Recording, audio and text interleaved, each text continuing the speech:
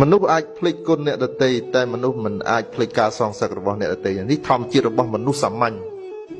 មនុស្សបើតសើអាចភ្លេចបើយើងតសើគេអាចភ្លេចពេលមួយក្នុងជីវិត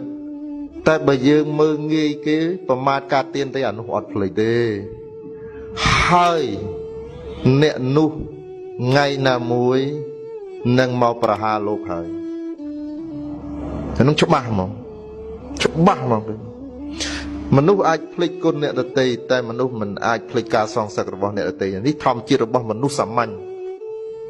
ពួកអ្នកកំពូលមនុស្សដូចជាព្រះពុទ្ធអីលោកបំភ្លេចចោលហើយរឿងទាំងអស់នេះតែមនុស្សធម្មតាដូចពួកយើងនេះអត់ភ្លេចទេ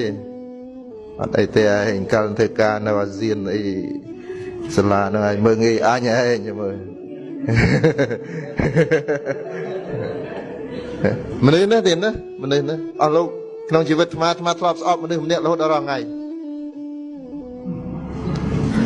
ស្អប់ដល់រាល់ថ្ងៃជិត40ឆ្នាំស្អប់រឿងអីរឿងអំបុកមកក្តាប់នៅក្មេងឆ្នាំ8ជាងអស់លោកឃ្លានណាស់ក្នុងស្រុកសង្គ្រាមគេដាល់អំបុកវាឃ្លានវាញ័រខ្លួនវាឃើញគេដាល់អំបុកវាឃ្លានយើងវាក្មេងវាឃ្លានចឹងទៅឈួរចិត្តគេដាល់ឈួរនឹងឈួរឲ្យគេឲ្យមិនតែមិនហ៊ានសុំគេឲ្យមែនគេឲ្យហើយភ្ជាប់នឹងពាក្យមួយថាយេអាឡាហាមនេះកម្មតន់ដល់ហើយមិនក៏មិនមកហៅយកមកក្តាប់ចេញឆ្ងាយយូរមែនបុកនឹងយូរទៅចាក់ចោលក្នុងស្រែហើយក្នុងចិត្តថាជាមួយអញធំឡើងសម្រាប់អាតានេះនៅចិត្តនោះនៅពីតូចសាហាវដល់ប៉ុណ្ណឹងញ័រទៅត្រូវចឹងអត់ស៊ីអាបុកនឹងហើយស្អប់រហូតដល់រាល់ថ្ងៃ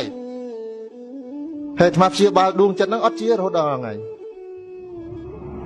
រឿងនេះវាកើតមាននៅក្នុងជីវិតហើយអស់លោកក៏ធ្លាប់កើតដែរអាត្មាដឹងទន្ទឹមនឹងការស្អប់តែហ្នឹងក៏ធ្លាប់ដឹងគុណមនុស្សដទៃដែលបង្ហាញសេចក្តីល្អរបស់យើង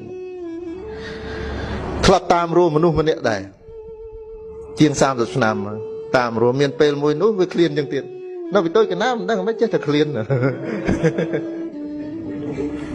មានអានំមួយគេហៅនំស្រុកស្រែគេហៅនំពុំអនស្រុកយើងក៏មាននៅក្រុងហ្នឹងថ្មចាំរហូតដល់ថ្ងៃម៉ោងប្រហែល3គាត់ទិញនំហើយទិញនំតែមួយទេកាលឆ្នាំ8ជាងហ្នឹងដោយអំណាចឃ្លានអស់លោកហ៊ានលូកដៃដោយមិនវាក្មេងនោះលូកដៃលូកវាមិនដូចថាលូកទៅសុំអញ្ចឹងប៉ុន្តែលូកមិនដល់ផងគាត់